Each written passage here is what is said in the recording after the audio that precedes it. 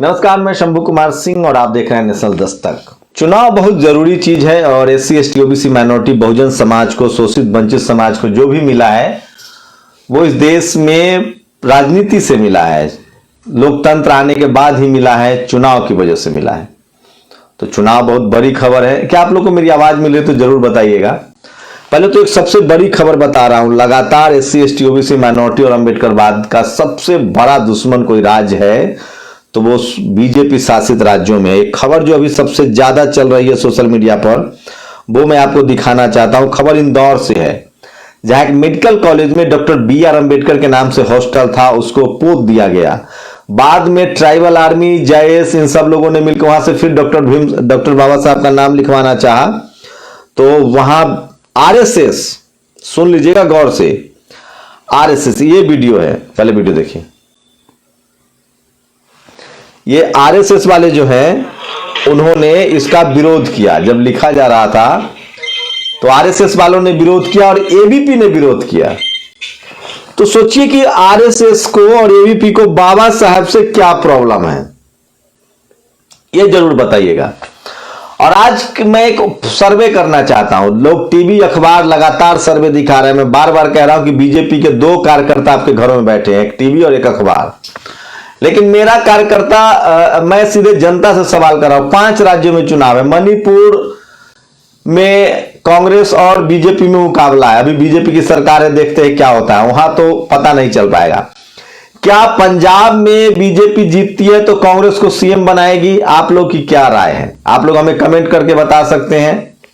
UP में क्या अखिलेश की हालत तेजस्वी वाली हो जाएगी या रावण के हटने से कोई फर्क पड़ेगा? क्या कौन होगा यूपी में अगला सीएम? क्या बीजेपी आ सकती है दोबारा? क्या लगता है आप लोगों को? कमेंट करके बताएं आप लोग। और तीसरी बड़ी खबर है, ये देखिए, ये लोग आप राष्ट्रीय परिवर्तन मोर्चा की खबरें नहीं दिखाते हैं। अरे सर, मैं रोज मावन मिश्राम का वीडियो लगाता हूं। तो बैन ईवीएम, मैं सवाल जो पूछ रहा हूं वो तो सुन लीजिए आप लोग जो लाइव जुड़े हुए हैं। तीसरा, क्या पंजाब में अगर कांग्रेस जीतती है तो चन्नी को सीएम बनाएगी? ये जरूर बताइए। और यूपी में कौन होगा अगला सीएम? और उत्तराखंड में क्या कौन मारेगा बाजी, क्या कांग्रेस या बीजेपी? अगर यूपी, उत्तराखंड और पंजाब से बीजेपी, देखिए पंजाब में तो बीजेपी नहीं है, 4 राज्यों में बीजेपी है, गोवा, मणिपुर, यूपी और उत्तराखंड, ये 4 राज्यों में बीजेपी की सरकार है। अगर इन 4 राज्यों में से 2 राज्य भी बीजेपी लूज करती है, 3 राज्य भी, और अगर यूपी लूज कर जाती है तो सब कुछ खत्म हो जाएगा बीजेपी के लिए। तो आप लोगों को क्या लगता है, कौन मारेगा बाजी? अखिलेश का कितना नुकसान कर जाएंगे रावण? और कितने % शेड्यूल कास्ट के लोग वोट, क्या शेड्यूल कास्ट के लोग वोट करेंगे सपा को? और क्या सवर्ण वोट करेगा सपा को, बसपा को? ये सबसे बड़ा सवाल है। आप लोग मुझसे सीधे जुड़ सकते हैं, अपनी बात भी कह सकते हैं, अपनी प्रतिक्रिया दे सकते हैं। मेरी राय बहुत साफ साफ है, एकदम सीधी है, मैं आपको बताऊंगा। तो मैं अब अपनी बात बता रहा हूं जो मेरी सामाजिक समझ कहती है इस देश में चुनाव को लेकर। इस देश में एससी एसटी ओबीसी के जो लोग हैं, सोचिए, जो ओवैसी को कोई दलित भी वोट नहीं करेगा जब तक कि गठबंधन न कह के मुसलमानों की पार्टी है, मुसलमानों की पार्टी। शेड्यूल कास्ट की बीएसपी को भी ओबीसी वोट नहीं करता, कहता है ये पिछड़ों की पार्टी जब तक गठबंधन ना हो। समाजवादी पार्टी को भी सवर्ण वोट नहीं करते हैं जब तक सवर्णों की पार्टी से गठबंधन ना हो। और सोचिए, इस मेथड को ऐसे समझिए कि मान लीजिए कोई लखनऊ विधानसभा है और वहां 5 पार्टी हैं। 4 पार्टी ने ब्राह्मण समाज को वोट दिया और बीजेपी ने मुस्लिम को वोट दिया। मतलब मान लीजिए, ऐसा बीजेपी करती नहीं है, तो सवर्ण किसको वोट देगा? मैं दावे के साथ कह सकता हूं कि सवर्ण समाज जो है वो ज्यादातर अपनी पहले पार्टी देखते हैं, पार्टी नहीं मिलती है तब वो, पार्टी जब अगर नहीं मिलती है तब वो जाकर कैंडिडेट देखते हैं। तो एससी एसटी ओबीसी माइनॉरिटी के लोग जिस तरह से बीजेपी से आहत हैं, मुसलमान का वोट कितना काटेंगे ओवैसी, ये भी बड़ा सवाल है। तो आप लोग जरूर बताइए और मैं लगातार कोशिश कर रहा हूं जुड़ने की, आप लोगों से जुड़ने की। नेशनल दस्तक के ट्विटर पर एक पोल लगाया गया है, ओपिनियन पोल लगाया गया है कि आपका पसंदीदा मुख्यमंत्री उम्मीदवार कौन है। बीएसपी सुप्रीमो मायावती, बीजेपी के वर्तमान सीएम योगी आदित्यनाथ, सपा के डिक्लेयर सीएम जो सपा के सीएम उम्मीदवार हैं अखिलेश यादव या प्रियंका गांधी। तो आप लोग अगर चाहें तो नेशनल दस्तक के ट्विटर अकाउंट पर जाकर अपना ओपिनियन पोल दे सकते हैं। लेकिन मेरा ओपिनियन पोल ये, मैं आज से सवाल ये पूछा हूं कि क्या सवर्ण वोट करेंगे अखिलेश यादव को और बीएसपी को? क्या शेड्यूल कास्ट के लोग वोट करेंगे अखिलेश यादव को, जो अब ताजा घटनाक्रम हुई है? इस पर दो पर आप लोग की क्या राय है? आप हमारे साथ फेसबुक पर जुड़ सकते हैं। मुझे लगता है कि अभी मेरा जो कैलकुलेशन है 25% ओबीसी जरूर अखिलेश यादव के साथ आए हैं, लेकिन 25% से ज्यादा ओबीसी जो है, ये देखिए मिक्सर जो है वो लगातार आ रहे हैं, इनको पता है, तो ये देखिएगा जुड़ जाएंगे हमसे। मेरी राय है कि ओबीसी 25% ओबीसी अभी अखिलेश के साथ है और 25% ओबीसी जो है वो बीजेपी के साथ है। ये मेरी राय है। मुसलमान का वोट बटेगा, ओवैसी भी डेंट करेंगे, कांग्रेस भी डेंट करेगी, तो क्लियर नहीं है सब कुछ। शेड्यूल कास्ट का वोट जो है वो अखिलेश यादव से दूर जा रहा है।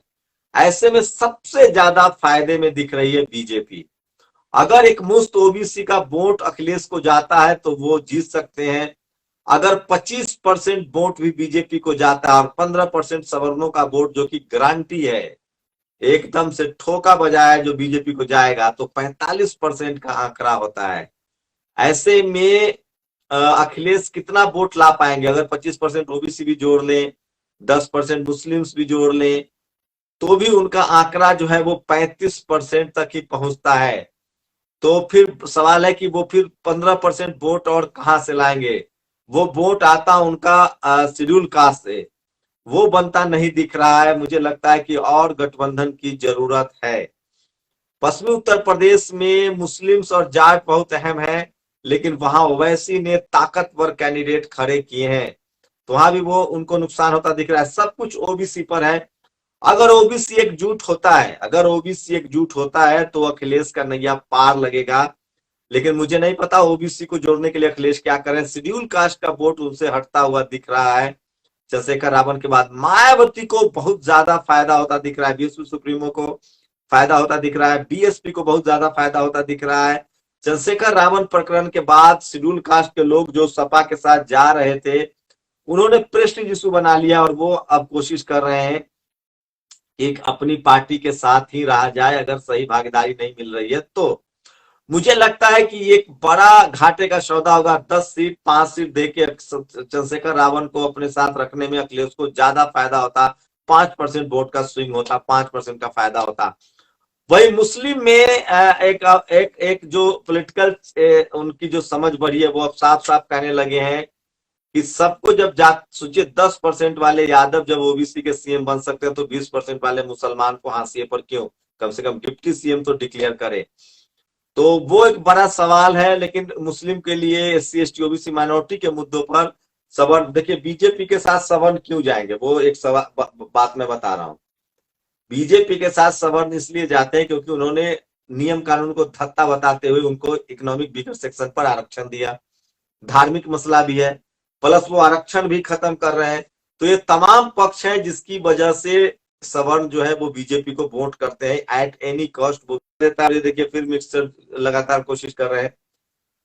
तो चलिए, मेरी राय है कि मामला कांटे का है और अगर गठबंधन एकजुट नहीं रहा तो बीजेपी ट्रायंगुलर जैसी मुकाबला, देखिए आमने सामने का जब मुकाबला होगा तो बीजेपी का नुकसान होगा, लेकिन जब त्रिकोणीय मुकाबला होगा जो कि होता हुआ दिख रहा है अखिलेश, बीएसपी और बीजेपी, अगर ओबीसी एकजुट होकर वोट नहीं करता है तो बीजेपी के लिए बहुत मौका है। शेड्यूल कास्ट का वोट अगर अखिलेश यादव को नहीं मिलता है तो बीजेपी के लिए बहुत मौका है। और अगर मुस्लिम वोट में डेंट लगता है तो भी बीजेपी के लिए बहुत बड़ा मौका है। तो फिलहाल जिस तरह की स्थिति बनी है उसमें बीजेपी फिलहाल फायदे में दिख रही है। सवाल है कि ओबीसी कितना वोट देता है सपा को, ये देखने वाली बात होगी।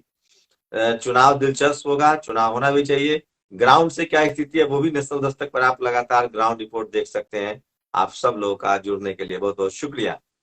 नेशनल दस्तक की आपसे गुजारिश है कि अगर इसको बचाना चाहते हैं तो नेशनल दस्तक को सब्सक्राइब करने के लिए रेड कलर के सब्सक्राइब बटन को दबाएं, फिर बेल आइकन की घंटी दबाएं। नेशनल दस्तक को बचाने के लिए बहुत जरूरी है कि हर खबर को शेयर करें, लाइक करें, कमेंट जरूर करें।